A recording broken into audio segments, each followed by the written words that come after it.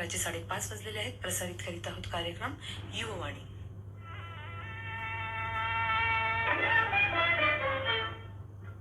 हाय guys, good evening. युवकांच्या मनाचा ठाव घेणारी वाणी, अर्थातच युववाणी या माहितीपूर्ण उपयुक्त कार्यक्रमामध्ये मी सुमेधा कुलकर्णी सर्व मित्रमैत्रिणींचं सहर्ष स्वागत करत आहे.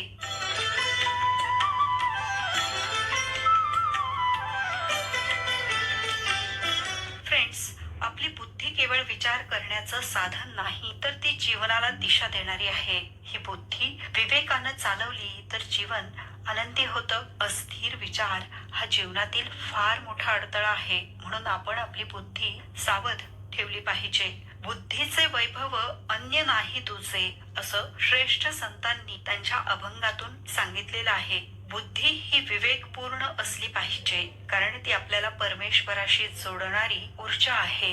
या विचारासह वळूया आजच्या आपल्या युववाणी या कार्यक्रमाकडे. फ्रेंड्स, आजच्या युववाणी या कार्यक्रमाअंतर्गत आपण Shri Guru Gobind Singhji institute of engineering and technology या शैक्षणिक संस्थेत इलेक्ट्रॉनिक्स अँड टेलिकम्युनिकेशन या ब्रँच मधून अभियांत्रिकीच्या 3ऱ्या वर्षात शिक्षण घेणाऱ्या उर्जित भावसार या युवा मित्राशी आजच्या आपल्या कार्यक्रमाच्या माध्यमातून संवाद साधणार आहोत. आणि राष्ट्रीय स्तरावरील नवोपक्रम स्पर्धेत उल्लेखनीय असं कार्य पार पाडून IIT जम्मू येथे आयोजित प्रतिष्ठित इन्व्हेंट एक्स 2026 या राष्ट्रीय संशोधन स्पर्धेत प्रथम क्रमांक पटकावला. त्यांनी प्राप्त केलेल्या या यशाचा प्रवास आपल्याला जाणून घ्यायचा आहे आजच्या आपल्या युववाणी या कार्यक्रमाच्या माध्यमातून. तेव्हा आता आपला फारसा वेळ न घेता फ्रेंड्स, ऐकूया आजच्या युववाणी या कार्यक्रमाअंतर्गत उर्जित प्रसन्न भावसार या युवा मित्राशी सुमेधा कुलकर्णी या आपल्या मैत्रिणीने साधलेला संवाद.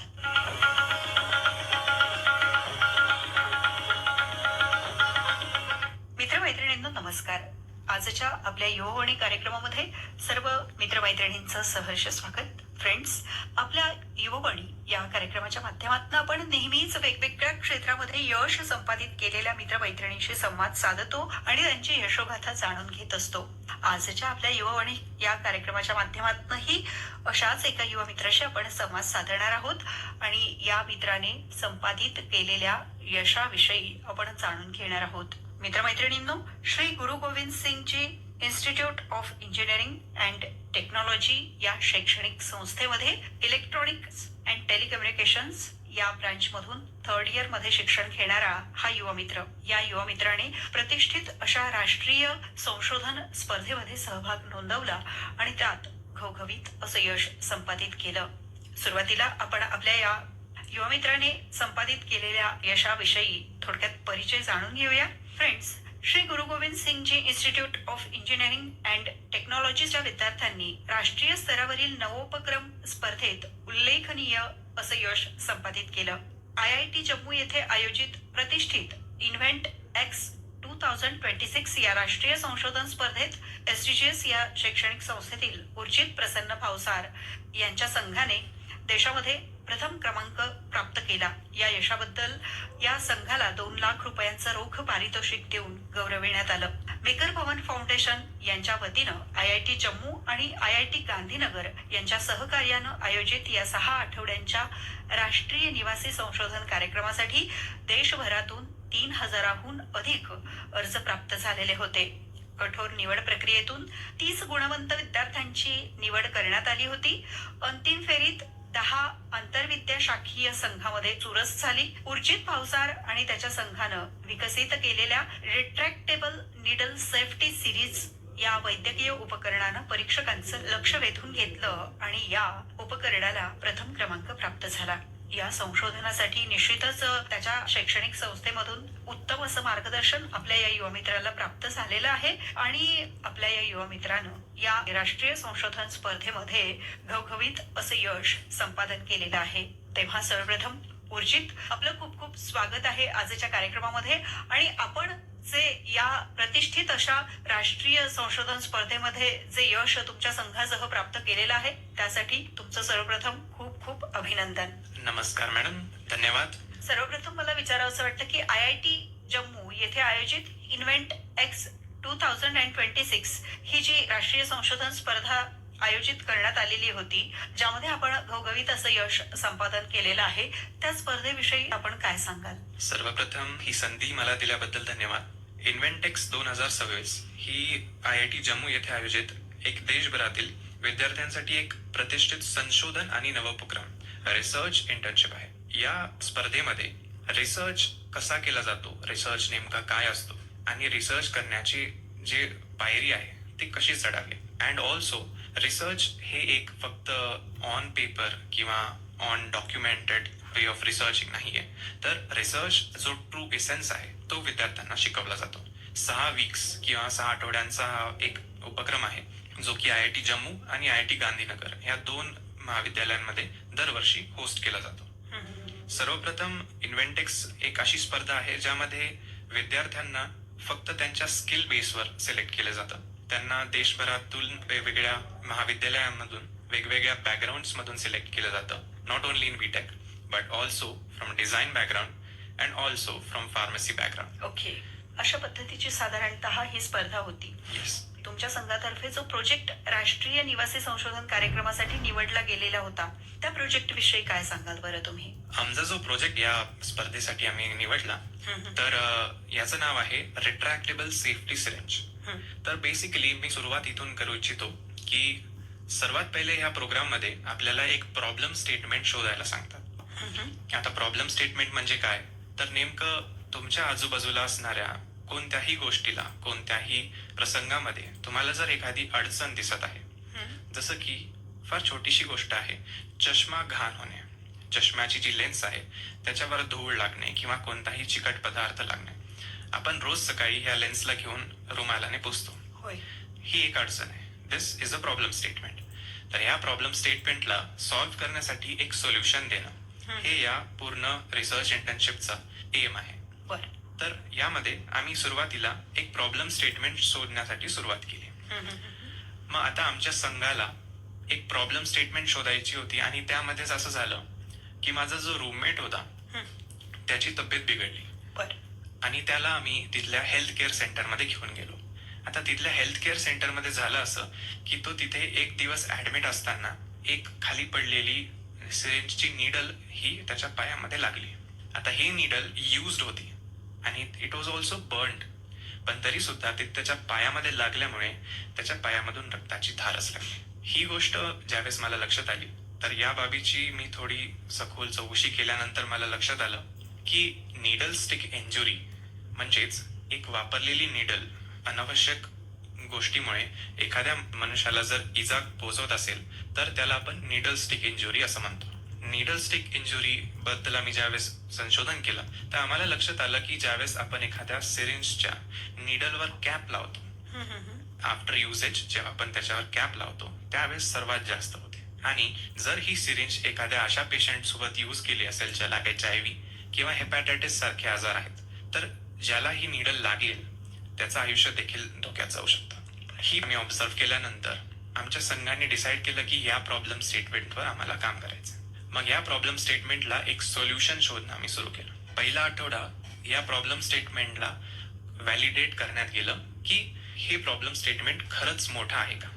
आणि मग याचं एक सोल्युशन आम्हाला असं सापडलं की जर यूज झाल्यानंतर ही नीडल सिरिंजच्या मध्ये चालली गेली किंवा मग या सिरिंजच्या नीडलचा कॉन्टॅक्टच नसेल तर ते त्याच्यातून इजा होण्याचे जे चान्सेस आहेत ते एकदम झिरो होऊन जाते. तर या कार्यक्रमासाठी आम्ही जो हा प्रोजेक्ट निवडला तो एकदमच म्हणजे असं म्हणू शकतो आपण की इट वॉज अ कोइन्सिडन्स की माझ्या मित्राला पायामध्ये ती नीडल लागली आणि तिथून आम्हाला ही प्रॉब्लेम स्टेटमेंट सापडली. मग या सिरिंजचं ज्यावेळेस आम्ही रिसर्च करणं सुरू केलं की असे सिरिंजेस मार्केटमध्ये ऑलरेडी एक्झिस्ट करतात का, कारण कोणत्याही संशोधनाला you need to have a prior art research की अशा गोष्टी आधी कुठे झालेल्या आहेत का. मग आम्हाला लक्षात आलं की there are a lot of safety syringes in the market, पण या सिरिंजेस मध्ये भरपूर त्रुटी आहेत. आणि या छोट्या छोट्या बाबींना आम्ही लक्षात ठेवून एक असं सेफ्टी सिरिंज तयार केलं जे की एका युजेज नंतर एकदा एका पेशंटच्या बॉडीमध्ये ड्रग डिलिव्हर केल्यावर किंवा मेडिसिन डिलिव्हर केल्यानंतर त्या सिरिंजची जी नीडल आहे ती त्या सिरिंज मध्ये मागे खेचली जाते आणि त्याची जी पॉइंटेड टिप आहे ती सिरिंजच्या बॅरल मध्ये ओढली जाते जेणेकरून ती निडल सेफ होते आणि त्या निडलचे दुसऱ्या कोणाला इंजुरी करण्याचे चान्सेस 0 होऊन जातात. अशा प्रकारचं एकंदरीत मग या संशोधनाचं स्वरूप होतं. या संशोधन स्पर्धेसाठी ज्या विषयाची आपण निवड केलेली आहे त्याविषयीचं जे मार्गदर्शन आणि संपूर्ण प्रोजेक्ट तयार होईपर्यंतचं जे मार्गदर्शन आहे ते तुम्हाला कोणाकडनं नेमकं प्राप्त झालं? सुरुवातीला हे जे संशोधन आहे हं, ही एक संशोधन स्पर्धा 6 आठवड्या लांब चालते. हं. यामध्ये मार्गदर्शक किंवा मेंटर्स म्हणून 3 मुख्य फॅकल्टीज, 3 बरं. मुख्य शिक्षक आम्हाला IIT जम्मूकडनं दिलेले असतात. हं, हं, हं, हं. त्यात प्रोफेसर नितीन कुमार, त्यात नवनीत कुमार, हं, त्यानंतर अंकित दुबे आणि डॉक्टर अंकित कथुरिया हं. हे 3 मुख्य मेंटर्स आम्हाला IIT जम्मूद्वारे दिले गेले होते आणि त्यांच्या मार्गदर्शनाखाली रिसर्चची जी पहिली स्टेप आहे that is problem statement finding, problem statement validation, त्याच्यानंतर solution validation, prior art research आणि मग नंतर फायनल प्रोटोटाइप डेव्हलपमेंट, अशा काही स्टेप्स आम्हाला यांनी शिकवल्या. त्या स्टेप्सच्या मागे काम कसं करायचं, नेमकं त्या स्टेप्सचा अर्थ काय आणि ह्या सर्व गोष्टींना सोबत घेऊन एकत्रित एक प्रोटोटाइप कसा निर्माण करायचा, या गोष्टींचं मार्गदर्शन त्यांनी दिलं. सोबतच डॉक्टर रामेश्वर नाईक, परभणी ॲस्ट्रॉनॉमिकल सोसायटीचे संचालक, यांच्यासोबत मी एक कॉल केला होता ज्यामध्ये मला त्यांच्या ॲज अ मेडिकल प्रॅक्शनियर म्हणून ह्या सिरिंज प्रती काय व्ह्यूज असतील यात त्यांचं मुलाचं गायडन्स लाभलं. सोबतच आमच्या कॉलेजचे dean innovation doctor MV Bhalerao यांनी सुद्धा या रिसर्च इंटर्नशिपमध्ये खूप मोलाचं गायडन्स दिलं. एक इमोशनल सपोर्ट म्हणून सर नेहमीच सोबत होते. यासोबतच एकंदरीत परभणीमध्ये असणाऱ्या सर्व छोट्या छोट्या आणि बहुतांश लोकांसोबतचा जो सहयोग आहे for contributing towards all scientific activities in Parbhani astronomical society असो, Asian institute of science research and education Parbhani असो, या सर्व वैज्ञानिक संस्थांच्या मार्गदर्शनातून हे सर्व जे गायडन्स आहे मला मिळालं. आणि सोबतच या स्पर्धेमध्ये सर्वात महत्वाचं जे मार्गदर्शन असतं ते म्हणजे आजकाल AI. कारण आपण कितीही नाही म्हणलं तरी AIचा जे उपयोग आहे तो ज्याला करता येतो तोच आज पुढे आहे. निश्चितच तुम्ही म्हणाल्याप्रमाणे वेगवेगळ्या टप्प्यांमधनं या प्रोजेक्टचं एकंदरीत कार्य पार पडतं. त्याविषयीचं गायडन्स तुम्हाला तुमच्या मेंटॉरकडनं भेटलेलं होतं.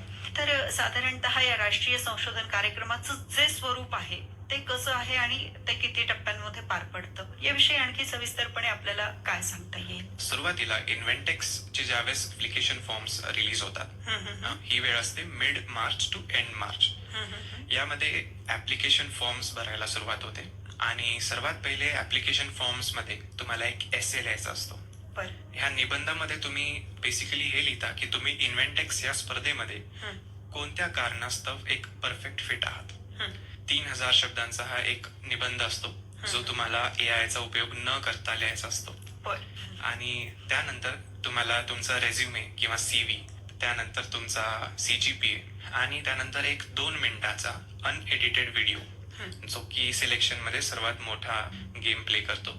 तर यामध्ये असं आहे की 2 मिनिटाच्या अनएडिटेड व्हिडिओमध्ये तुम्ही केलेल्या सर्व संशोधन, तुम्ही केलेले सर्व टेक्निकल प्रोजेक्ट्स आणि तुमच्याकडे असलेले टेक्निकल स्किल्स तुम्हाला या 2 मिनिटाच्या व्हिडिओमध्ये डेमॉन्स्ट्रेट करायचे असतात. त्यानंतर 1 महिन्यानंतर सुमारे मे मध्ये तुम्हाला रिझल्ट अनाऊन्स होतात आणि एक तर IIT जम्मू किंवा मग IIT गांधीनगर या 2 पैकी एका कॅम्पसमध्ये तुम्हाला सिलेक्शन लेटर येतं. आणि त्यानंतर मग इन्व्हेंटेक्सचं जे स्पर्धा आहे, इन्व्हेंटेक्स ही रिसर्च इंटर्नशिप सुरू होते. ड्युरिंग द 6 वीक्स, ह्या 6 वीक्स मध्ये तुम्हाला कोणतेही दुसऱ्या प्रकारचं इंटर्नशिप किंवा प्रोजेक्ट किंवा मग कोणतीही प्रकारची स्पर्धा करणं अलाउड नसतं आणि 6 वीक्स तुम्हाला त्या कॅम्पसवरती थांबणं इज कंपल्सरी. यानंतर वीक 1 मध्ये तुम्हाला देशभरातून तुमच्या सोबत आलेले 29 विद्यार्थी, तुम्ही 30 आणि बाकीचे 29 विद्यार्थी, या सर्वांसोबत तुम्हाला इंटरॅक्शन करून तुम्हाला एक टीम बनवायची असते. एका टीम मध्ये असतील 3 जण. आणि हे या टीम चूज करण्याचं सुद्धा फ्रीडम आम्हाला दिलं गेलं होतं. येस. तर इथे वेगवेगळ्या कॉलेजेसमधून, वेगवेगळ्या देशातून, वेगवेगळ्या भागातून विद्यार्थी येतात आणि प्रत्येकाचं बॅकग्राऊंड वेगवेगळं. काही जण डिझाईन बॅकग्राऊंडचे असतात, काही जण NID अहमदाबाद, काही जण IIT बॉम्बे बरोबर आहे. काही जण केमिकल टेक्नॉलॉजी, तर काही जण फार्मासिस्ट सुद्धा होते. या सर्व विद्यार्थ्यांसोबत एक टीम फॉर्म होते आणि त्यानंतर सुरू होते प्रॉब्लेम स्टेटमेंटची हंट. अच्छा. पुढच्या 1 वीक पर्यंत फक्त प्रॉब्लेम स्टेटमेंट फाइंड करणं हेच आमचं टार्गेट असतं. ओके.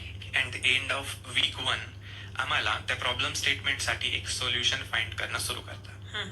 आणि मग प्रत्येक ट्यूजडे आणि प्रत्येक थर्सडे मध्ये एक गेस्ट इव्हॅल्युएशन सेशन, म्हणजेच जे गेस्ट्स आहेत हे वेगवेगळ्या बॅकग्राऊंडचे एक्सपर्ट असतात. त्यांच्या समोर आमचं एक 3 मिनिटाचं प्रेझेंटेशन असतं.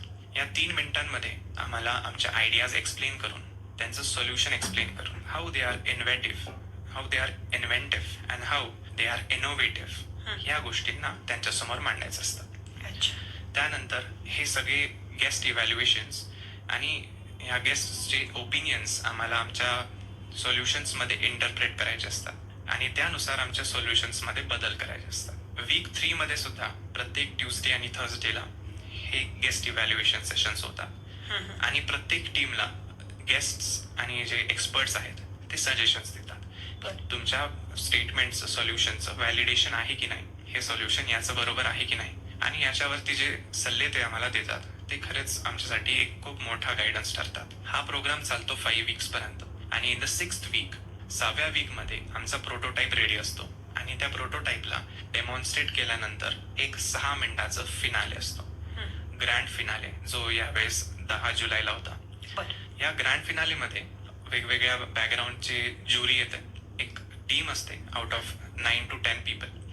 त्यामध्ये काही IAS ऑफिसर्स असतात, काही व्हेंचर कॅपिटलिस्ट असतात, काही इन्व्हेस्टर्स असतात. हे लोक आपल्या सर्व रिसर्चच्या जर्नीला पाहतात, आपल्या प्रोटोटाईपला रेट करतात आणि त्यावरनं टॉप 3 इन्व्हेन्शन्स हे यांना पुरस्कार दिला जातो. क्या बात आहे, मस्त. असे वेगवेगळ्या टप्प्यांतून पुढे जात आपण म्हणतो ना की हिऱ्याला पैलू पाडले जातात, अगदी तसं तावून नक्कीच, सुलाखून तुम्हाला या प्रोजेक्ट साठी घेतलेलं होतं आणि तुम्ही शेवटी ते यश संपादित केलं. निश्चितच आता राष्ट्रीय स्तरावरील ही स्पर्धा होती, त्यामुळे तुमच्या शैक्षणिक प्रगतीसाठी उपयुक्त ठरणारी अशी स्पर्धा आहे असं नक्कीच. म्हणायला काही हरकत नाही. नक्कीच. तर मग या स्पर्धेचं नेमकं वैशिष्ट्य तुम्हाला काय सांगता येईल आणि यापुढच्या शैक्षणिक कारकिर्दीमध्ये या तुमच्या यशाचा किंवा या संशोधन स्पर्धेतील अनुभवाचा कशा प्रकारे फायदा होऊ शकतो? सर्वप्रथम मॅडम, या रिसर्च इंटर्नशिप बद्दल ज्यावेळेस मला कळालं, मला हे माहिती होतं की मी एक इलेक्ट्रॉनिक्स अँड टेलिकम्युनिकेशन्स इंजिनिअरिंगचा स्टुडंट आहे आणि या रिसर्च मध्ये कदाचित माझ्या फील्ड रिलेटेड फार काही टेक्निकल नसेल, पण मला हे माहिती होतं की रिसर्च ही एक बाब मला लहानपणापासून आवडीची असेल. होय. आणि रिसर्च हे मी right from my 5th standard I started working on a project. Okay. 7वी मध्ये असताना मी एका हिअरिंग एडचं पेटंट रजिस्टर केलं होतं आणि त्यानंतर माझे 3 पेटंट सलग यानंतर झाले आणि इन्व्हेंटेक्स 2026 याचा असा फॉर्मॅट असतो की आफ्टर 6th वीक तुमच्या प्रोटोटाईपचा आणि तुमच्या कम्प्लीट रिसर्चचं एक पेटंट फाईल होता. So now I have completed 4 patents at the age of 20. Okay. आणि रिसर्च ही एक खूप आवडीची बाब असल्यामुळे मी हे सांगू शकतो की या एज्युकेशनल जर्नीमध्ये जरीही टेक्निकल नॉलेज किंवा टेक्निकल प्रोजेक्ट माझ्या पोर्टफोलिओमध्ये ऍड नसेल होत, तरी सुद्धा रिसर्च करण्याचा दृष्टिकोन, गोष्टींना पाहून त्याला ब्लेम न करता त्याच्यावर सोल्युशन फाइंड आउट करण्याचा जो दृष्टिकोन आहे तो या रिसर्च इंटर्नशिपद्वारे दिला जातो. आणि मला असं वाटतं की एखाद्या प्रॉब्लेमला पाहून त्या प्रॉब्लेम विषयी चर्चा न करता, त्या प्रॉब्लेमला ब्लेम न करता, त्या प्रॉब्लेमला कसं सॉल्व्ह करता येईल आणि त्याचे एक्झिस्टिंग सोल्युशन्स कसे इम्प्रूव्ह करता येईल, ज्यालाच आपण इनोव्हेशन म्हणतो, या गोष्टीची संकल्पना निर्माण करणं या रिसर्च इंटर्नशिपचा उद्दिष्ट होतं. उर्जित, आता पदवी अभ्यासक्रमातच तुम्ही संशोधन क्षेत्राकडे वळाला, यासाठी मग आपणास कुणाकडनं मार्गदर्शन प्राप्त झालं? तुम्ही म्हणाल्याप्रमाणे अगदी शालेय जीवनापासून तुम्हाला संशोधनाची आवड तर होतीच, पण केवळ एखाद्या गोष्टीचा आपल्याला छंद असणं, आवड असणं नॉट सफिशियंट. योग्य मार्गदर्शनाची ही गरज तितकीच आपल्याला असते. त्याशिवाय नेमकं आपण काय करायला पाहिजे, डूज अँड डोंट्सची लिस्ट तयार होऊ शकणार नाही असं मला वाटतं. तर काय सांगाल त्याविषयी तुम्ही? सर्वप्रथम मी हे सांगू इच्छितो की प्रत्येक मूल किंवा प्रत्येक बाळ जेव्हा जन्माला येतं त्याच्यामध्ये भरपूर क्युरिओसिटी असते. खरंच. त्याच्यामध्ये जन्मतः जी जिज्ञासा असते प्रत्येक गोष्टींना जाणून घेण्याची, ती त्याच्या आई वडिलांकडून पूर्ण होते. आणि जसं जसं तो मोठा होत जातो किंवा ते बाळ मोठं होतं, त्याची जिज्ञासा ही वेगवेगळ्या गोष्टींकडे केंद्रित होत जाते. जसं सुरुवातीला तो विचारतो की आई, आकाश निळं का असतं? असे प्रश्न हे याचे उत्तर पालकांनी दिले पाहिजे. खरंच. मी स्वतःला खूप जास्त लकी समजतो की माझ्या पेरेंट्सनी किंवा माझ्या पालकांनी माझ्या या सर्व प्रश्नांचा न थकता न चिडता खूप लांब टाइम साठी उत्तर दिले. पुस्तकं वाचून माझ्यासाठी विचार करून त्याचं उत्तर द्यायचे.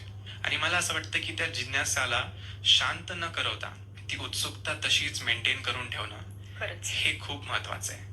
आणि being a 20-year-old, I have no experience of parenting.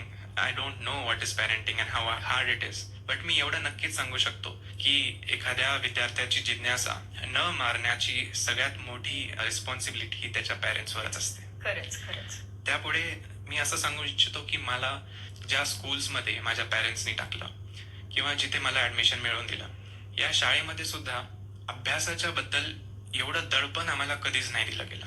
आमच्या शाळेमध्ये, मी पोदार इंटरनॅशनल स्कूल परभणी इथला स्टुडंट आहे टिल 10th स्टँडर्ड. आणि जरी इथे अभ्यासक्रम सीबीएसई असला तरी आम्हाला अभ्यासाचं दडपण हे कधीच नाही दिलं. माझ्या आई वडिलांनी सुद्धा तुला जितकं होईल तितकं कर, नेहमी असंच म्हणायचे. ते माझे सगळे त्याचे उत्तर मला एकतर शोधायला प्रोत्साहन दिला जायचा किंवा त्याची उत्तरं समजून सांगितली जायची सायन्स एक्झिबिशन्स मध्ये. आणि मी असं म्हणू शकतो की डेटिंग बॅक टू 2013, जेव्हा मी फक्त 8 वर्षाचा होतो, माझी आई शिक्षिकाच आहे जिल्हा परिषदला. आणि तिने त्यावेळेस इन्स्पायर अवॉर्ड्स 2013च्या फायनल्स मध्ये माझ्या आईचे 2 विद्यार्थिनी यांचा एक प्रोजेक्ट होता. आणि त्यावेळेस मी 8 वर्षाचा असताना दिल्लीमधील इन्स्पायर अवॉर्ड्सच्या 400 एक्झिबिट्सला पाहिलं होतं. आणि ज्यावेळेस मी त्या 400 एक्झिबिट्सला माझ्या वडिलांसोबत चक्कर मारून सगळे क्वेश्चन्स विचारून पाहिलं, त्यावेळेस बरेचसे एक्झिबिटर्स मला म्हणायचे की तू कितने सवाल पूछता है, ये आपका लड़का बहुत सवाल पूछता है. तर त्यावेळेस keeping your curiosity and keeping questioning is very important. आणि ह्या क्वेश्चन्स विचारल्यानंतर मला तिथे भरपूर गोष्टी समजून आल्या की डीसी मोटर कशी चालते, रिमोट कंट्रोलची गाडी वायरलेसली कशी चालते. आणि सर्वात लकी गोष्ट माझ्यासोबत अशी झाली की मी तिथे डॉक्टर APJ अब्दुल कलाम यांना तिथल्या फायनल मध्ये प्रत्यक्ष डोळ्यांनी पाहिलं. क्या बात आहे. आणि त्यानंतर मला जी प्रेरणा मिळाली, त्यांचं भाषण मला कळत नव्हतं अजिबात. 8 वर्षाच्या मुलाला कायच कळेल. बट त्यांना पाहून त्यांची जी पर्सनॅलिटी होती, मला असं वाटायचं की मी सुद्धा जर संशोधन केलं तर कदाचित मी पण त्यांच्यासारखा बनेल. आणि कुठे ना कुठे ही छोटीशी प्रेरणा घेऊन माझी जर्नी सुरू केली. खूप छान. एकंदरीतच तुमची जर्नी, आणि या जर्नीमध्ये अनेक व्यक्तींचं मार्गदर्शन तुम्हाला प्राप्त झालं. राष्ट्रीय स्पर्धेमध्ये तुम्ही या संशोधन क्षेत्रात पारितोषिक प्राप्त केलंय. नक्कीच हे सारं करत असताना आपले आई वडील तर कायम आपल्या पाठीशी असतात आणि आपल्यासाठी ते मार्गदर्शक, आदर्श स्थान असतातच. पण कुठल्याही क्षेत्रामध्ये यश संपादन जेव्हा आपण करतो, एखाद्या ध्येय डोळ्यासमोर ठेवून वाटचाल करत असतो आणि यशापर्यंत आपल्याला पोहोचायचं असतं, तेव्हा कुठल्या ना कुठल्या व्यक्तीचा आदर्श आपण आपल्या डोळ्यासमोर ठेवतो आणि त्या व्यक्तीसारखंच आपण बनावं किंवा त्या क्षेत्रात तरी आपण कार्य करावं अशी आपली इच्छा असते. तर तुमच्या क्षेत्रातील तुमचे आदर्श स्थान, प्रेरणास्थान कोण आहेत? मी असं म्हणू शकतो की जिथनं ही जर्नी सुरू झाली 2013, नक्कीच डॉक्टर APJ अब्दुल कलाम यांची तर प्रेरणा होतीच. त्यानंतर माझ्या आई वडिलांसोबत माझे डिस्कशन्स व्हायचे. म्हणजे एका टेबलवर बसून आम्ही 3-3, 4-4 तास गप्पा मारायचो की एखादा प्रॉब्लेम किती मोठा आहे, त्याचं सोल्युशन हे असू शकतं का. आणि आई वडिलांना सोडून मला खूप महत्वाचं मार्गदर्शन हे Parbhani astronomical society, Asian institute of science research and education Parbhani, ह्या 2 संस्थेकडून, यांच्या मार्फत काम करणाऱ्या बहुतेक लोकांकडनं आणि त्यांच्या फील्ड एक्सपर्टीज मधनं मिळालं. शाळेमध्ये असताना favourite teacher miss Vinaya Kandharkar, Ashfaq Athar हे माझे 5th स्टँडर्ड मध्ये इंग्लिश टीचर होते. टेक्निकल फील्ड्स मध्ये स्मित कुमार सूर्यवंशी हे माझ्या स्कूलमध्ये रोबोटिक्स टीचर होते. एक सायंटिस्ट अजिंक्य रवींद्र कोत्तावार, सरांकडनं मी रिसर्च कसा होत असतो, रिसर्चच्या फंडामेंटल स्टेप्स, एक पेटंट नेमकं काय असतं, हम्म. त्याचे फायदे काय असतात, अशा बारीक बारीक गोष्टी शिकल्या. यानंतर मी ज्यावेळेस 11-12 मध्ये आलो, यामध्ये मला डॉक्टर दिनेश कुमार दयाळ यांच्यासोबत मी धडे शिकायचो कमी आणि डिस्कशन जास्त करायचो. आणि ते पर्सनल कोचिंग घ्यायचे माझी त्यावेळेस. बरं. असं करत करत मी आलो कॉलेजच्या फर्स्ट इयर मध्ये. कॉलेज फर्स्ट इयर मध्ये आल्यानंतर मला professional guidance in the terms of behaviour, in the terms of communication, या सर्व गोष्टींसाठी आम्हाला एक सब्जेक्ट आहे professional communication and group discussion, ज्यामध्ये अपेक्षा नलावडे या आमच्या मॅडम आहेत, ज्यांनी इंग्लिश प्रोफिशियन्सी, कम्युनिकेशन आणि ग्रुप डिस्कशनचे एटिकेट्स या गोष्टी शिकवल्या. अच्छा. त्यानंतर डॉक्टर मिलिंद भालेराव, आमचे डीन इनोव्हेशन, आमचे डायरेक्टर डॉक्टर मनीष कोकरे यांनी प्रत्येक रिसर्चला, प्रत्येक कॉम्पिटिशनला एकदाही प्रश्न न विचारता बजेट अलोकेट करताना आम्हाला खूप मोठी साथ दिली. आणि माझ्या सिनियर केजीच्या मॅडम मिस गीता ओझा, तिथून ऍक्च्युअली माझी सुरुवात झाली. म्हणजे अनेक जणांकडनं मार्गदर्शन, प्रेरणा घेऊन, त्यांच्या कार्यातील आदर्श डोळ्यासमोर ठेवून तुमचं कार्य तुम्ही अव्याहतपणे सुरू ठेवलं. छानच. जाता जाता उर्जित, आता आजचा कार्यक्रम ऐकणारे जे मित्रमैत्रिणी आहेत, तर त्यांना एक मित्र म्हणून तुम्हाला काय सांगावंसं वाटेल? माझ्या सर्व मित्र मैत्रिणींना मी हे सांगू इच्छितो की आपण ज्या वेळेस एखाद्या स्कूलमध्ये ऍडमिशन घेतो, कदाचित आपण आईचा हात सोडून त्या शाळेमध्ये पहिल्यांदा जात असतो. तिथून आपली ही जर्नी सुरू होते. तिथून सुरू झालेली ही जी जर्नी आहे, या जर्नीला आपण खूप वेगवेगळ्या वाटा देऊ शकतो. काही जणांना यामध्ये त्यांचे छंद असतात, त्यांचे छंद जोपासण्याची त्यांना मुभा दिली जाते. या मुभेचा फायदा घेऊन त्यांचे छंद त्यांना जोपासता आले पाहिजे. आज एआयच्या या वर्ल्ड मध्ये तुम्ही काय करू शकता, यापेक्षा तुम्हाला काय करण्यामध्ये जास्त आनंद मिळेल या गोष्टीवर फोकस केलात तर तुमच्यासाठी सक्सेस मिळवणं किंवा तुमच्यासाठी सक्सेस न मिळवता सुद्धा त्या कामाला पुढे चालू ठेवणं हे खूप इझी जाईल. मी यांना हेही सांगू इच्छितो की फक्त मार्क्स किंवा कॉम्पिटिटिव्ह एक्झाम्स किंवा स्कॉलरशिप, हो मी बाबा, 11वी-12वीच्या परीक्षा, नीट, जेईई या परीक्षांच्या मागे न लागता रिसर्च, तुमचे छंद आणि तुमची ओव्हरऑल पर्सनॅलिटी डेव्हलपमेंट या गोष्टींकडे सुद्धा लक्ष द्या. खरोखर खूप उत्तम असा संदेश सर्व मित्रमैत्रिणींपर्यंत उर्जित आपण पोहोचवलात. उर्जित, आपण प्राप्त केलेल्या यशाबद्दल पुनश्च एकदा आकाशवाणी परभणी केंद्रातर्फे आपलं खूप खूप अभिनंदन. आणि आयुष्यातील यापुढील वाटचालीसाठी आमच्या संपूर्ण आकाशवाणी परिवारातर्फे आपणास खूप साऱ्या शुभेच्छा. आज तुम्ही आमच्या स्टुडिओमध्ये आलात आणि तुमची ही यशोगाथा सर्व मित्रमैत्रिणींपर्यंत पोहोचवली, त्याबद्दल आपले धन्यवाद. धन्यवाद मॅडम.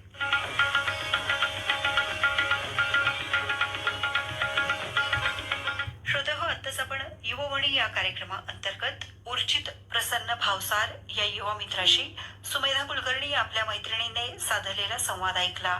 फ्रेंड्स, आजच्या युववाणी या कार्यक्रमाचे सादरकर्ते होते सदानंद कांबडी आणि ही आकाशवाणी परभणी केंद्राची निर्मिती होती. वेळ झालेली आहे फ्रेंड्स आता कार्यक्रमामधून आपल्या सर्वांचा निरोप घेण्याची. तेव्हा सकारात्मकतेची कास धरा, आरोग्याची काळजी घ्या, सुरक्षित राहा या नोटसह मी सुमेधा कुलकर्णी आजच्या युववाणी या कार्यक्रमामधून आपल्या सर्वांची रजा घेत आहे. पुन्हा भेटूया अशाच माहितीपूर्ण उपयुक्त कार्यक्रमांसह. तोपर्यंत बाय बाय.